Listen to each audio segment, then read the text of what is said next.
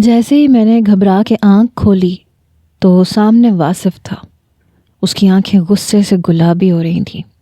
ایک ہاتھ اس نے میرے منہ پہ رکھا، دوسرے سے میرا بازو پکڑا، مجھے اٹھانے کی کوشش کرنے لگا۔ میں اٹھ کے بیٹھ گئی۔ میرے برابر میں ہی ورشا سو رہی تھی۔ وہ مجھے باہر لے آیا۔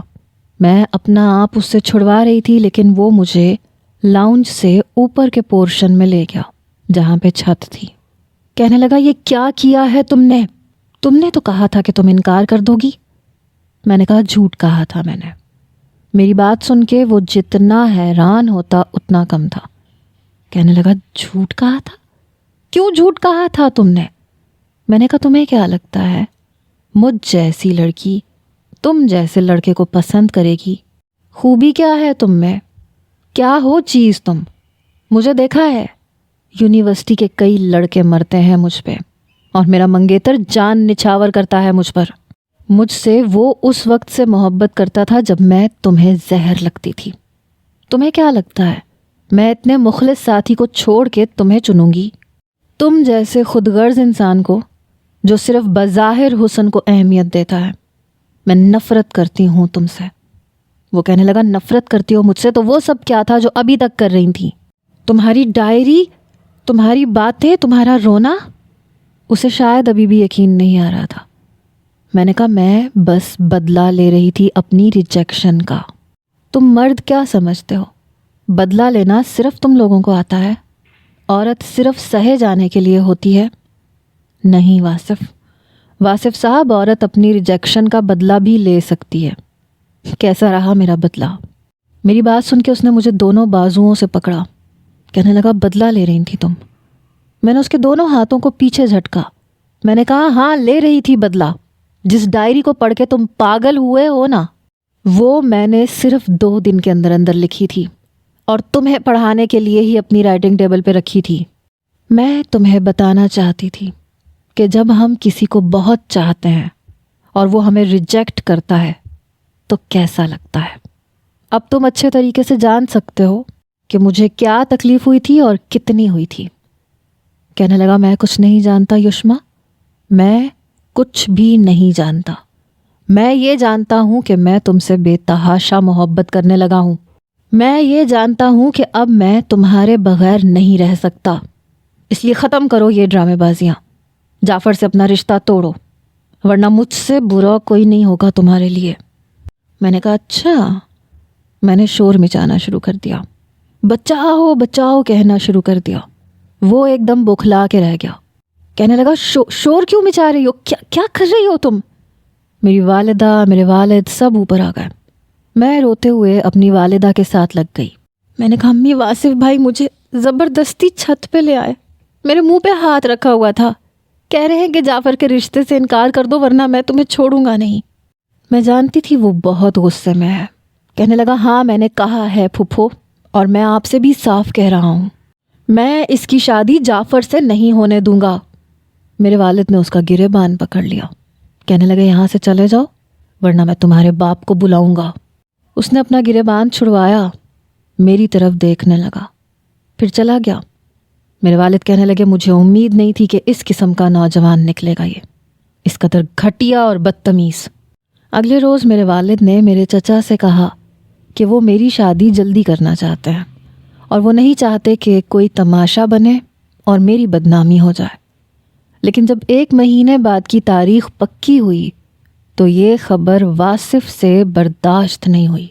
میں اس وقت گھر پہ اکیلی تھی۔ مومانی کے گھر دعوت تھی اور میں نہیں گئی تھی۔ اب وہ جانتا تھا کہ میں گھر پہ ہی ہوں۔ پتہ نہیں کیسے وہ دیوار پھلانگ کے اندر آ گیا۔ میں لاؤنج میں بیٹھی ہوئی تھی، اسے اپنے سامنے دیکھ کے میری جان نکلی۔ کہنے لگا، تمہیں اندازہ ہے تم کیا کر رہی ہو؟ تمہیں پتہ ہے تم نے میرے ساتھ کیا کیا ہے؟ میں نے تم سے معافی تک مانگ لی تھی، مجھے اپنی غلطی کا احساس ہو گیا تھا، اور تم نے کہا تھا کہ تم نے مجھے معاف کر دیا ہے۔ کہا تھا نا تم نے کہ تم نے مجھے معاف کر دیا ہے؟ وہ شاید اپنے آپ میں نہیں تھا۔ میں فوراً سے کھڑی ہو گئی، تیزی سے بھاگ کے اپنے کمرے میں چلی گئی، دروازہ بند کر کے کنڈی لگا دی۔ مجھے ڈر لگ رہا تھا کہ کہیں وہ میرے ساتھ کچھ غلط نہ کر دے۔ وہ میرا دروازہ پیٹنے لگا، کہنے لگا بتاؤ مجھے، کیا میں نے تم سے معافی نہیں مانگی تھی؟ تم نے کہا تھا نا کہ تم نے مجھے معاف کر دیا، اگر معاف نہیں کیا تھا تو کیوں کہا تھا کہ مجھے معاف کر دیا؟ پھر وہ پھوٹ پھوٹ کے رونے لگا، کہنے لگا تم مجھے کوئی اور سزا دے دیتی عشما، تم مجھے تھپڑ مار لیتی، میرا گریبان پکڑ کے جھنجھوڑ دیتی، کچھ بھی سزا دے دیتی، لیکن یہ تم نے اچھا نہیں کیا، تم نے یہ اچھا نہیں کیا۔ یہ کہتے ہوئے وہ میرے دروازے کو باہر سے بار بار کھٹکھٹا رہا تھا۔ تمہیں نہیں پتا تم میرے لیے کیا بن چکی ہو، اگر تمہاری شادی جعفر سے ہو گئی تو میں مر جاؤں گا، میں سچ مچ مر جاؤں گا۔ کافی دیر وہ میرے دروازے پہ دستک دیتا رہا، پھر شاید وہ جا چکا تھا، لیکن میں کمرے سے باہر نہیں نکلی۔ اب اسے پتہ چلا کہ ریجیکٹ کرنے کے بعد انسان کی کیا کیفیت ہوتی ہے، اسے کیسا لگتا ہے۔ آئندہ کبھی کسی لڑکی کو اتنے برے طریقے سے ریجیکٹ کرنے سے پہلے 100 بار سوچے گا۔ میں نے کسی کو نہیں بتایا کہ واصف یہاں آیا تھا۔ اس کے بعد واصف نے نہ تو مجھ سے بات کرنے کی کوشش کی، نہ کوئی کال کی۔ میری شادی کی تیاریاں شروع ہو چکی تھیں، میری مہندی کی رات تھی، ہاتھوں میں مہندی لگی ہوئی تھی، میری ساری کزنس میرے پاس بیٹھی ہوئی تھیں، ہنسی مذاق کر رہی تھیں۔ رات کو مہندی کا فنکشن تھا، میری سہیلیاں ڈھولک بجا رہی تھیں، گانے گا رہی تھیں۔ مہندی لگانے والی کہنے لگی کہ آپ کے ہاتھ پہ آپ کے دلہے کے نام کا پہلا حرف لکھنا ہے، کیا نام ہے اس کا؟ میں نے کہا جعفر۔ اسی وقت چلانے کی آوازیں آنے لگیں۔ میری والدہ نے میری سہیلیوں کو ڈھول بجانے سے منع کیا، کہنے لگیں کہ گلی میں پتہ نہیں کون چلا رہا ہے۔ امی نے دروازہ کھولا اور باہر چلی گئیں۔ مجھے ممانی کی آواز آئی۔ میں نے مہندی والی سے کہا کہ ذرا پیچھے تو ہٹنا، وہ پیچھے ہٹ گئی۔ میرے ہاتھوں میں مہندی لگی ہوئی تھی، میں بھی گلی میں آ گئی۔ میرے ماموں ممانی چلا رہے تھے، رو رہے تھے۔ میری والدہ جب ان کے پاس گئیں تو وہ کہنے لگی میرا واصف، وہ چلائے جا رہی تھیں، روئے جا رہی تھیں۔ گلی کے کافی مرد گھر کے اندر چلے گئے، میرے ماموں بھی گھر کے اندر بھاگے تھے۔ میرا دل یکبارگی سے دھڑکا تھا۔ میں تیز قدموں سے بھاگتے ہوئے گھر کے اندر گئی تھی۔ سب لوگ واصف کے کمرے میں جا رہے تھے۔ میں بھی بھاگتے ہوئے جب اس کے کمرے کی طرف جانے لگی تو میرے پیر وہیں جم گئے۔ سامنے کا منظر دیکھ کے میں چلا اٹھی تھی، کیونکہ وہ پنکھے سے لٹک کر اپنی جان دے چکا تھا۔ یہ دیکھ کے میرے ہوش اڑ کے رہ گئے تھے۔ یہ کیا کیا تھا اس نے؟ میں یوں تھی جیسے پتھر کی ہو گئی ہوں۔ ماموں دھاڑے مار مار کے رو رہے تھے۔ محلے کے مردوں نے آگے بڑھ کے اس کے گلے سے رسی اتار کے پھینکی۔ اس کے مردہ وجود کو بیڈ پہ لٹا دیا گیا۔ اس کی کھلی ہوئی آنکھیں ابھی بھی مجھے دیکھ رہی تھیں، اور میں یوں تھی جیسے مجھے کسی نے موت کی سزا سنا دی۔ سب مرد میرے ماموں سے پوچھنے لگے کہ آپ نے اپنے بیٹے سے کچھ کہا تو نہیں تھا؟ کوئی لڑائی جھگڑا، کوئی انبن ہوئی تھی کیا؟ میرے ماموں کہنے لگے نہیں، میں نے اسے کچھ نہیں کہا تھا، میں کیوں اسے کچھ کہتا؟ اس نے تو کبھی مجھے شکایت کا کوئی موقع نہیں دیا تھا۔ مجھے سمجھ نہیں آ رہی میرے بچے نے اتنا بڑا قدم اٹھایا تو کیوں اٹھایا؟ میری ممانی اندر آ گئی، واصف کا سینہ جھنجھوڑنے لگی۔ واصف، میرے بچے اٹھو، یہ کیا کر دیا تم نے؟ کیوں کر دیا؟ میں نے تو آج تک کبھی تمہیں ڈانٹا بھی نہیں، کبھی کسی چیز سے نہیں روکا، بن بتائے تم نے اتنا بڑا قدم کیوں اٹھا لیا؟ میری ممانی گویا پاگل سی ہو گئی تھی۔ میرے ماموں روئے جا رہے تھے، محلے والے انہیں تسلی دینے لگے۔ میری والدہ رو رہی تھیں، میرے والد، گھر میں موجود میری جتنی سہیلیاں تھیں سب کی سب وہاں پہنچ گئیں۔ سب افسوس کر رہی تھیں، لیکن میں یوں تھی جیسے پتھر کا مجسمہ۔ میں اس کی آنکھوں میں دیکھ رہی تھی، اور اس کی مردہ آنکھیں ابھی بھی میری طرف تھیں۔ میری آنکھوں سے ٹپ ٹپ آنسو بہنے لگے۔ مجھے یہ تک ہوش نہیں تھی کہ میرے ہاتھوں میں مہندی لگی ہے۔ میں چلتی ہوئی اس کے پاس آ گئی، اپنے دونوں ہاتھوں سے اس کا ہاتھ پکڑ لیا۔ واصف، میرے حلق سے آواز نہیں نکل رہی تھی۔ یہ کیا کر دیا؟ مجھے لگا کہ وقتی طور پہ اسے تکلیف پہنچے گی جیسے مجھے پہنچی تھی، اور بس پھر بات ختم ہو جائے گی۔ جیسے میں جعفر سے شادی کر رہی تھی وہ بھی کسی سے کر لے گا، پر میں نے یہ نہیں سوچا تھا کہ وہ سچ مچ مر جائے گا۔ میرے ہاتھوں کی مہندی اس کے ہاتھ پہ لگ چکی تھی۔ میں اسے زور زور سے چلا چلا کے پکار رہی تھی۔ میری حالت دیکھ کے میری والدہ میرے پاس آ گئیں۔ میں نے کہا امی یہ اٹھ کیوں نہیں رہا؟ اسے کہیں گے اٹھ جائے، میں نہیں کروں گی جعفر سے شادی، میں اسی سے کروں گی۔ میری والدہ نے میرے منہ پہ ہاتھ رکھ دیا، کہنے لگی چپ ہو جاؤ، سب کا شک تم پہ چلا جائے گا، چپ ہو جاؤ، تم خود سے کچھ مت کہو، یہ موقع نہیں ہے ایسی باتیں کرنے کا۔ لیکن مجھ پہ تو گویا دیوانگی سی چھا گئی، میں اپنے آپ میں نہیں تھی۔ میں نے کہا امی مجھے نہیں پتا تھا یہ اتنا بڑا قدم اٹھا لے گا، امی اس نے ایسے کیوں کیا؟ میری ممانی اپنے حواسوں میں نہیں تھی، انہیں غشی کے دورے پڑ رہے تھے۔ ایک قیامت تھی جو ہم پہ ٹوٹی تھی۔ میری والدہ نے ورشا سے کہا جاؤ اسے گھر لے کے جاؤ۔ میں نے کہا نہیں، مجھے کہیں نہیں جانا، مجھے کہیں نہیں جانا۔ لیکن ورشا مجھے گھسیٹتے ہوئے گھر لے گئی، مجھے کمرے میں لا کے بیڈ پہ ہی چھوڑا۔ کہنے لگی آپ بھی یہ کیا کر رہی ہیں، آپ کیوں ایسی بہکی بہکی باتیں کر رہی ہیں، خدا کے لیے چپ ہو جائیں۔ وہ خود بھی رو رہی تھی۔ میں نے کہا نہیں، اس نے یہ سب میری وجہ سے کیا ہے، یہ سب کیا ہے ورشا، تمہیں نہیں پتا۔ میں اسے سب کچھ بتانا چاہتی تھی لیکن اس نے مجھے چپ کروا دیا۔ کہنے لگی آپ اپنے ہوش میں نہیں ہیں، آپ پتہ نہیں کیا کہے جا رہی ہیں، آپ کمرے سے باہر نہیں نکلیں گی۔ اس نے مجھے کمرے میں بند کر دیا۔ میں روئے جا رہی تھی، واصف مجھے معاف کر دو، تم مجھے بنا معاف کیے کیسے جا سکتے ہو؟ میں مہندی والے ہاتھ اپنے کپڑوں سے صاف کر چکی تھی۔ مجھے اپنے ہاتھوں میں لگی مہندی زہر لگ رہی تھی۔ میں نے جلدی سے اپنے ہاتھ دھوئے اور رونے لگی، پھوٹ پھوٹ کے رونے لگی۔ یہ کیا ہو گیا مجھ سے؟ مجھے یاد آنے لگا چند روز پہلے وہ میرا دروازہ کھٹکھٹاتے ہوئے روتے ہوئے کہہ رہا تھا کہ مجھے اتنی بڑی سزا مت دو، تم نے تو مجھے معاف کر دیا تھا، تم نے تو کہا تھا کہ میں نے تمہیں معاف کر دیا ہے، اگر معاف نہیں کرنا تھا تو تھپڑ مار دیتی، یہ نہ کرتی۔ مجھے لگ رہا تھا اس کی آواز میرے اندر مجھے جھنجھوڑ کے رکھ گئی ہے، کسی تیر کی طرح اس کی باتیں، اس کی آواز میرے اندر پیوست ہو رہی تھی۔ میں دھاڑیں مار مار کے رونے لگی۔ مجھے ذرا بھی اندازہ ہوتا کہ وہ اتنا بڑا قدم اٹھا لے گا تو میں کبھی یہ نہ کرتی۔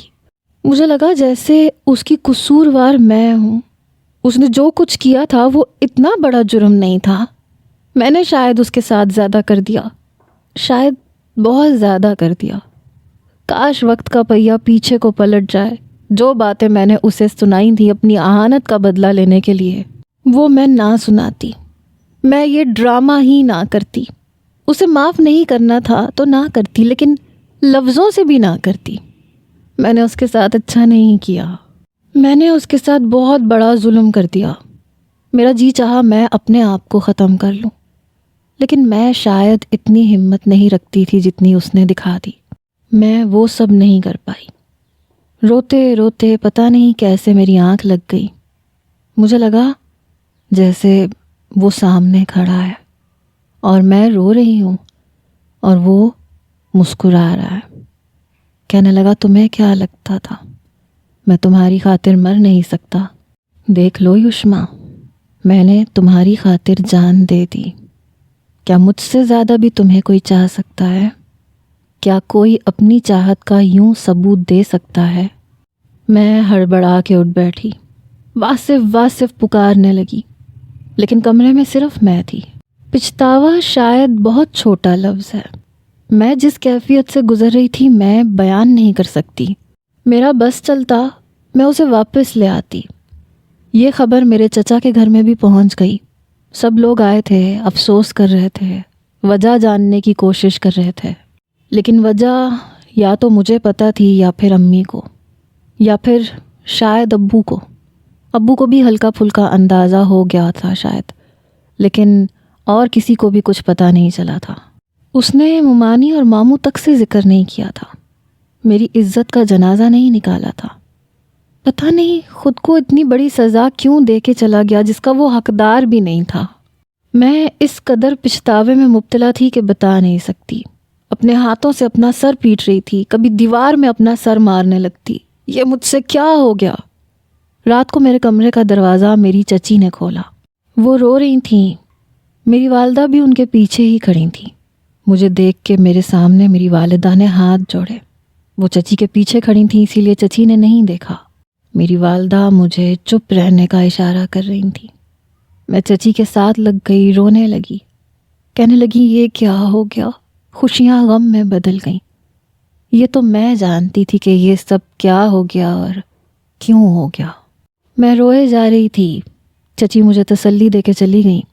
میری والدہ میرے پاس بیٹھ گئی، کہنے لگی اس دن جو کچھ ہوا تھا اسے اپنے تک رکھنا، کسی کو مت بتانا کہ واصف چھت پہ آیا تھا اور تمہیں زبردستی چھت پہ لے کے گیا تھا اور شادی سے انکار کرنے کا کہہ رہا تھا۔ تم بدنام ہو جاؤ گی۔ دیکھو یہ بہت بڑی بات ہے، یہ چھوٹی بات نہیں ہے۔ خدا کے لیے ہوش کے ناخن لو، کسی سے کچھ مت کہنا، چپ رہنا۔ میں روئے جا رہی تھی۔ میں نے کہا امی مجھے لگتا ہے اس نے میری وجہ سے کیا ہے۔ میری والدہ کہنے لگی ایسا کچھ نہیں ہے، پہلے اس نے خود ہی انکار کیا تھا۔ مجھے تو سمجھ میں نہیں آئی کہ لڑکا تھا کیا، مجھے لگتا ہے ذہنی مریض تھا۔ پہلے تمہیں جھاڑ دیا تھا، ڈانٹ دیا تھا، ذلیل کر کے گیا تھا، پھر اچانک سے اسے تم سے محبت بھی ہو گئی اور ایسی کہ خودکشی کر لے۔ نہیں نہیں، تمہاری خاطر ایسا اس نے کچھ نہیں کیا، مجھے لگتا ہے اس کا دماغ خراب ہو گیا تھا۔ میری ماں شاید اپنے آپ کو جھوٹی تسلیاں دے رہی تھی، لیکن میں سچ جانتی تھی۔ مجھے پتا تھا کہ میں نے اس کے ساتھ کیا کیا تھا۔ میں گمسم سی ہو کے رہ گئی تھی۔ میری ماں نے رات کو مجھے نیند کی دوا کھلا کے سلایا۔ میں جب صبح اٹھی تو میری والدہ کہنے لگیں اپنے کپڑے تبدیل کر لو، کچھ دیر میں فیضان پہنچ جائے گا، اس کے بعد تدفین ہے۔ یہ سن کے میری جان نکل گئی۔ میں نے کپڑے تبدیل کیے، امی کے ساتھ مومانی کے گھر گئی۔ مومانی گم سم سی بیٹھی ہوئی تھیں، محلے والیاں انہیں تسلی دے رہی تھیں۔ ایک ہی رات میں اپنی عمر سے کئی سال بڑی لگ رہی تھیں۔ ماموں بھی چپ تھے، آنکھوں سے آنسو بہے جا رہے تھے، اور وہ کفن میں لپٹا ہوا صحن میں سو رہا تھا۔ اسے دیکھ کے میرا دل ماہی بیاب کی طرح تڑپنے لگا۔ مجھے لگ رہا تھا کہ میں اس سارے حادثے کی ذمہ دار ہوں۔ اسے دیکھ کے میں رو رہی تھی۔ اس کی آنکھیں بند تھیں، گلے پہ ابھی بھی رسی کا نشان نمایاں تھا۔ میری والدہ نے مجھے مومانی کے پاس بٹھا دیا۔ میرے پاس کہنے کو کوئی تسلی بخش جملہ تھا ہی نہیں۔ میں بس یک ٹک واصف کو ہی دیکھے جا رہی تھی۔ کچھ دیر بعد ٹیکسی دروازے پہ رکی۔ باہر کا دروازہ کھلا ہوا ہی تھا جب فیضان اندر داخل ہوا۔ آتے ہی وہ واصف کی میت کے پاس بیٹھ گیا، داڑھیں مار مار کے رونے لگا۔ بھائی آپ اٹھ کیوں نہیں رہے؟ آپ مجھے یوں چھوڑ کے نہیں جا سکتے۔ بھائی خدا کے لیے اٹھ جائیں، ہم کیسے جئیں گے آپ کے بغیر؟ میرے ماموں آگے بڑھے، میرے والد بھی فیضان کو اٹھانے لگے۔ وہ اپنے باپ کے ساتھ لپٹ کے پھوٹ پھوٹ کے رونے لگا۔ پھر مومانی کے پاس آیا، انہیں ہلانے جلانے لگا، لیکن وہ یک ٹک واصف کو دیکھے جا رہی تھی۔ کہنے لگا امی ہوش میں آئے۔ وہ کہنے لگی ہٹ جا پیچھے، تجھے نظر نہیں آ رہا میرا بیٹا سو رہا ہے؟ کیوں شور مچا رہے ہو؟ اس کی نیند کو خراب مت کرو۔ کتنی بار اس نے فون کر کے تمہیں بلایا کہ فیضان آ جاؤ، اب تمہارے بغیر دل نہیں لگتا، لیکن تمہیں اپنی پڑھائیوں کی پڑی ہوئی تھی، اپنی اچھی جاب کی فکر تھی۔ دیکھ لو اب سو گیا وہ، اب نہیں اٹھے گا۔ وہ مومانی کے ساتھ لگ کے رونے لگا، لیکن مومانی اسے پیچھے ہٹانے لگی، کہنے لگی کہاں ہے نا، تم سے چپ ہو جاؤ۔ سب رو رہے تھے۔ وہ چلا کے کہنے لگی تم لوگ کیوں رو رہے ہو؟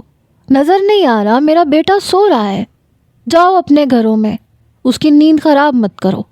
پچھلی کئی راتوں سے وہ نہیں سویا، اس کے کمرے کی لائٹ جلتی رہتی تھی، پتہ نہیں کیوں جاگتا رہتا تھا، پتہ نہیں اسے نیند کیوں نہیں آتی تھی۔ 15 دن میں میرے بیٹے کی آنکھوں کے نیچے ہلکے پڑ گئے تھے۔ میں پوچھتی تھی کہ کیا بات ہے، مجھے بتاؤ، تو کہتا تھا بس نیند نہیں آتی۔ جیسے جیسے مومانی بتا رہی تھیں میرا دل کٹ رہا تھا، میرا دل کند چھری سے کٹ رہا تھا۔ کہنے لگی بڑے عرصے بعد میرا بیٹا سویا ہے، اس کی نیند خراب مت کرو۔ ماموں بھی روئے جا رہے تھے۔ پھر سب نے کہا کہ چلو کلمہ شہادت پڑھو۔ تب میری مومانی کی جان پہ بنی۔ جیسے ہی میت کو اٹھایا گیا، انہوں نے میرے ماموں کا ہاتھ پکڑ لیا۔ کہاں لے کے جا رہے ہو میرے بیٹے کو؟ میرے ماموں کہنے لگے یاسمین، یہاں بہت شور ہے نا، تمہارا بیٹا ڈسٹرب ہو رہا ہے، اسے وہاں سلانے لے کے جا رہا ہوں جہاں اسے کوئی پریشان نہیں کرے گا۔ ان کی آنکھوں سے آنسو بہہ رہے تھے اور میں پھوٹ پھوٹ کے روئے جا رہی تھی۔ سب ہی رو رہے تھے۔ کہنے لگی نہیں، تم میرے بیٹے کو کہیں نہیں لے کے جاؤ گے، مجھے بھی ساتھ جانا ہے۔ میری والدہ نے اور دوسری خواتین نے مومانی کو پکڑا۔ وہ جا چکا تھا۔ مومانی بے ہوش ہو گئی تھی۔ سب انہیں دیکھنے لگے، پانی پلانے لگے۔ جب سب لوگ واپس آئے تو فیضان مومانی کو سنبھالنے لگا، کبھی پانی پلاتا، کبھی دودھ پلانے کی کوشش کرتا۔ جوان موت کا سبھی کو دکھ تھا۔ رات کو ہم لوگ واپس آ گئے۔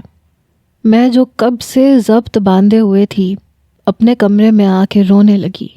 یہ میں نے کیا کر دیا، یہ مجھ سے کیا ہو گیا؟ واصف مجھے بہت بڑی سزا دے کے چلا گیا۔ مجھے ایک پل چین نہیں آ رہا تھا۔ مجھے رات کو نیند نہیں آتی تھی۔ آنکھیں بند کرتی تھی تو مومانی کی باتیں کانوں میں گونجنے لگتی تھیں کہ میرا بیٹا کئی راتوں سے سویا نہیں تھا۔ وہ یقیناً میری خاطر جاگتا رہا ہوگا، وہ روتا رہتا ہوگا، پر اس نے کسی کو نہیں بتایا، اس نے کسی سے کچھ نہیں کہا، میرا نام تک نہیں لیا کہ میں نے اس کے ساتھ کیا کیا ہے۔ رات کو میری آنکھ کھل جاتی، میں رونے لگتی۔ ورشا مجھے بار بار سمجھاتی کہ آپ بھی خدا کے لیے بھول جائیں اس بات کو۔ میں نے کہا کیسے بھول جاؤں؟ تمہیں پتہ ہے وہ کئی راتوں سے نہیں سویا تھا، وہ روتا تھا ورشا، وہ میرے لیے روتا تھا۔ میں نے اس کے ساتھ اچھا نہیں کیا۔ وہ بار بار کہتی تھی کہ آپ یہ باتیں کیوں کہتی رہتی ہیں؟ اگر مومانی کے سامنے آپ کی زبان سے کچھ بھی نکل گیا تو آپ کو نہیں پتہ، سب کچھ ٹوٹ جائے گا، سب کچھ ٹوٹ کے بکھر جائے گا۔ خدا کے لیے اپنے آپ کو سنبھالیں۔ مجھے بخار ہو گیا۔ 8 دن ہو گئے تھے، میرا بخار اترنے کا نام نہیں لے رہا تھا۔ دوسری طرف پتہ چلا کہ مومانی کو ہارٹ اٹیک ہو گیا۔ وہ ہاسپٹل میں ہے اور وہ بار بار واصف کو پکارتی رہتی ہیں کہ مجھے بھی اپنے بچے کے پاس جانا ہے۔ ان کے گھر پہ جو بھی قیامت ٹوٹ رہی تھی، مجھے لگ رہا تھا کہ اس کی وجہ میں ہوں۔ مومانی اب بہت زیادہ بیمار رہنے لگی تھی۔ میری والدہ کئی بار ان کی خیریت پوچھنے جاتی لیکن میں نہیں گئی۔ مجھے راتوں کو نیند نہیں آتی تھی۔ کبھی واصف کے رونے کی آواز آتی تھی، کبھی اس کے ہنسنے کی آواز آتی تھی، کبھی اس کی باتیں میرے کانوں میں گونجتی تھیں کہ میں تم سے بہت محبت کرتا ہوں۔ مجھے لگ رہا تھا میں پاگل ہو جاؤں گی۔ میری والدہ مجھے ڈاکٹر کے پاس لے گئی۔ اس نے مجھے ڈپریشن کی، نیند کی دوائیاں دے دیں۔ جب تک نیند کی دوائی کھاتی تھی تو 6-7 گھنٹے سو جاتی تھی۔ جیسے ہی نیند کی دوائی کا اثر ختم ہوتا تھا، میری وہی کیفیت ہونے لگتی تھی۔ میں کھانا پینا بہت کم کر چکی تھی۔ 1 مہینہ گزر گیا تھا۔ میرے ماموں میری مومانی کو سعودیہ لے کے جانا چاہتے تھے۔ کہتے تھے کہ یہ یہاں رہے گی تو یہ مر جائے گی۔ ویسے بھی وہاں اس کے بہن بھائی رہتے ہیں۔ سوچ رہا ہوں 8-6 مہینے وہاں گزار دوں، شاید اس کے دل کو تسلی آ جائے۔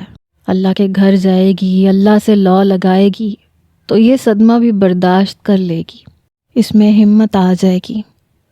ماموں اور مومانی جا چکے تھے، البتہ فیضان نہیں گیا تھا۔ وہ کہہ رہا تھا کہ یہ گھر بیچ دوں گا، یہاں کے سارے معاملات ختم کر کے میں جرمنی واپس چلا جاؤں گا۔ 1 مہینے بعد جب چچی ہمارے گھر آئیں تو تب بھی میں بخار میں تھی۔ میرے چہرے کی رونق ختم ہو چکی تھی۔ میرے بال بہت زیادہ جھڑنے لگ گئے تھے۔ میری آنکھوں کے نیچے ہلکے گہرے پڑ چکے تھے۔ میری رنگت سفید سے زردی مائل ہو چکی تھی۔ چچی میرا حال دیکھ کر پریشان ہو گئی۔ کہنے لگی اسے کیا ہوا، یہ ایسے لگ رہا ہے صدا کی بیمار ہے۔ میری والدہ کہنے لگی بس ایسے ہی طبیعت کچھ ٹھیک نہیں ہے اس کی۔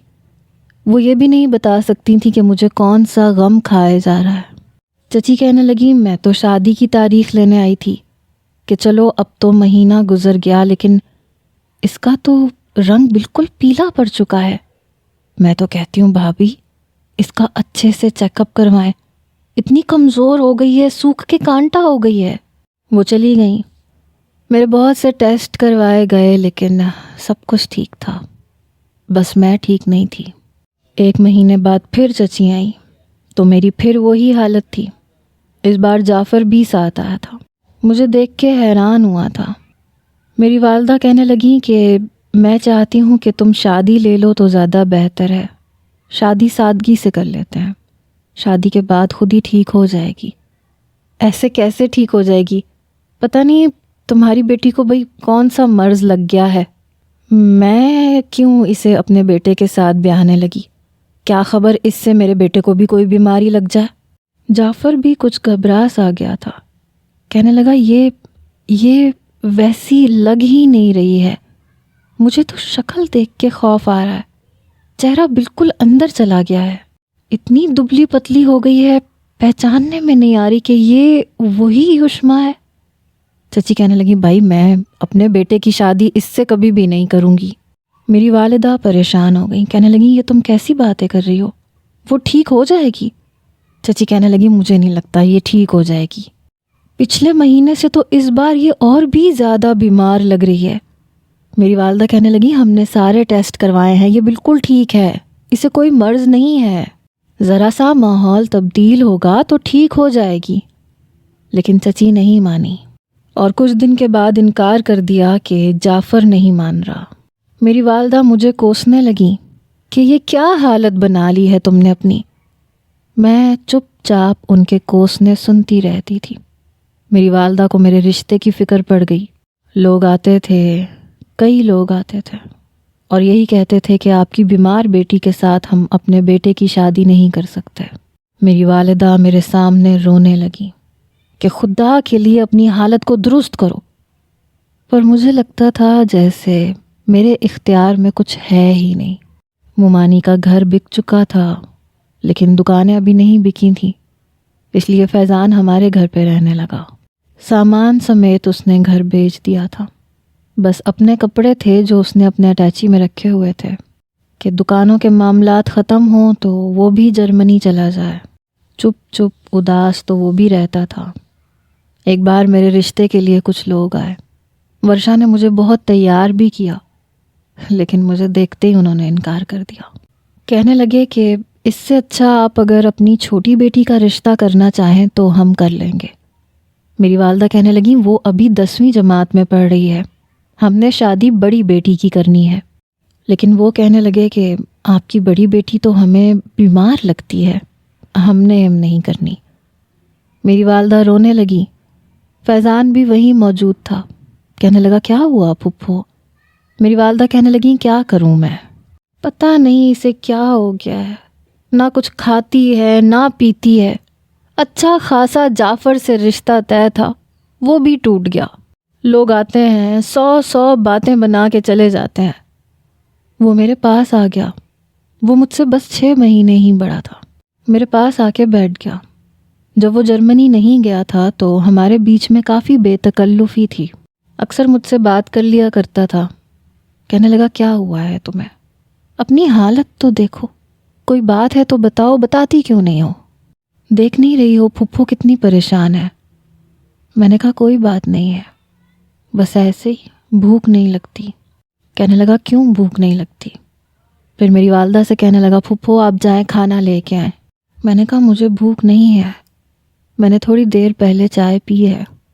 کہنے لگا پھپھو آپ کھانا لے کے آئیں۔ میری والدہ کھانا لے کے آ گئی۔ کہنے لگا کھاؤ، میرے سامنے کھاؤ، میں دیکھتا ہوں کیسے نہیں کھایا جاتا تم سے۔ میں نے اسے غصے سے دیکھا۔ میں نے کہا تم اپنے کام سے کام نہیں رکھ سکتے؟ میں نے کہا ہے نا مجھے بھوک نہیں ہے، میں نہیں کھاؤں گی۔ میں اٹھ کے جانے لگی تو اس نے میری کلائی پکڑ لی اور مجھے دوبارہ صوفے پہ بٹھا دیا۔ کہنے لگا کیوں پریشان کر رہی ہو تم پھپھو کو؟ کوئی مسئلہ ہے تو بتاؤ، یا پھر کھانا کھاؤ۔ پھر نوالا بنا کے زبردستی میرے منہ کے قریب کرنے لگا، کہنے لگا کھاؤ اسے، میں دیکھتا ہوں تم سے کیسے نہیں نگلا جاتا۔ عجیب تماشا بنا رکھا ہے تم نے، اپنی شکل دیکھو کیا حالت بنا رکھی ہے تم نے۔ ساری زندگی پھپھو تمہیں اپنے گھر کی دہلیز پہ تو نہیں بٹھا کے رکھ سکتی۔ مجھے سمجھ نہیں آ رہی تھی وہ مجھ پہ کیوں چلا رہا ہے۔ شاید میں بھول چکی تھی کہ جرمنی جانے سے پہلے وہ مجھ سے اسی طرح بات کرتا تھا، لڑ جھگڑ بھی لیتا تھا، تب تو میرے ہاتھ سے چھین کے کھا لیتا تھا اور میں اس کے ہاتھ سے چھین کے کھا لیا کرتی تھی۔ شاید اس لیے وہ ایسے کر رہا تھا جیسے پہلے کرتا تھا، لیکن مجھے برا لگ رہا تھا۔ زبردستی اس نے مجھے پوری روٹی کھلائی، کہنے لگا کیا ہوا تمہیں، کھا لی نا تم نے روٹی، پھر نخرے کیوں کرتی ہو تم۔ میری والدہ کہنے لگی فیضان تمہارا بہت بہت شکریہ۔ کہنے لگا پھپھو ایسے ڈانٹ کے کھلایا کریں اسے شاید ڈانٹ کی ہی ضرورت ہے۔ میں اپنے کمرے میں آ گئی۔ کوئی نہیں جانتا تھا کہ مجھے کیا تکلیف اندر ہی اندر کھائے جا رہی ہے، کون سا روگ ہے جو مجھے لگ چکا ہے، لیکن شاید نہ میں بتا سکتی تھی اور نہ ہی سہ پا رہی تھی۔ مجھے لگتا تھا بہت جلد میں بھی مر جاؤں گی، کیونکہ اب تو مجھ پہ نیند کی گولی کا بھی اثر نہیں ہوتا تھا۔ ایک کے بجائے میں 2 گولیاں کھانے لگی تھی، اور پھر ایک دن میں